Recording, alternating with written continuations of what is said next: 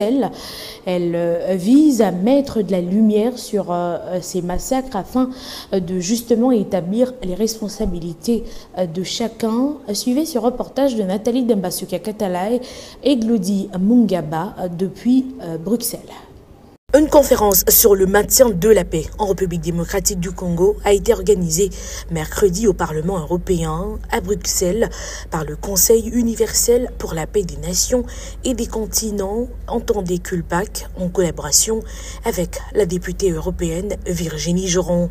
Plusieurs intervenants ont participé à la dite conférence, parmi eux Daniel Santoubiko, directeur général du Conseil universel pour la paix des nations et des continents, qui a insisté et encouragé au retour de la paix et l'harmonie en République démocratique du Congo.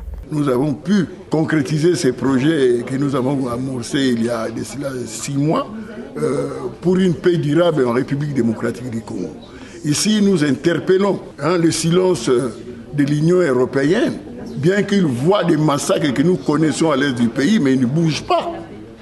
Et surtout la Commission. Dans ce sens que nous sommes venus pour booster un peu, bousculer les parlementaires européens et qu'ils fassent aussi pression et que cette guerre d'agression soit reconnue et qu'on reconnaisse l'agresseur. La députée européenne Virginie Joron, quant à elle, a mis un accent sur le maintien de la paix en RDC et ses pays voisins. À elle aussi d'ajouter que cette conférence permettra que le monde soit au courant sur ce grand conflit. C'était important donc d'échanger, de partager, pour que nous ici, de la vision de l'Union européenne, qu'on a trouvé un peu fébrile sur le thème de la RDC, puisqu'elle ne fait pas grand-chose finalement, elle ne fait que soutenir certaines résolutions, ce n'est pas rien, mais elle ne fait pour nous pas assez. Aujourd'hui on parle plus du conflit en Ukraine, mais on ignore toujours ces grands conflits qu'il y a en Afrique et surtout en République démocratique du Congo. Trésor Bagayamukwe, ambassadeur international de la jeunesse pour la paix, a pour sa part invité la jeunesse à se lever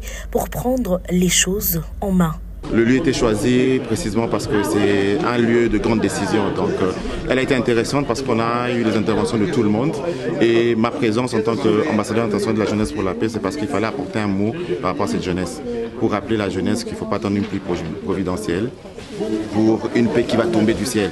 La paix durable que nous cherchons, il faut intervenir, il faut agir. La conférence sur le maintien de la paix en République démocratique du Congo vise également à mettre de la lumière sur cette guerre d'agression qui vise depuis plus de 30 ans.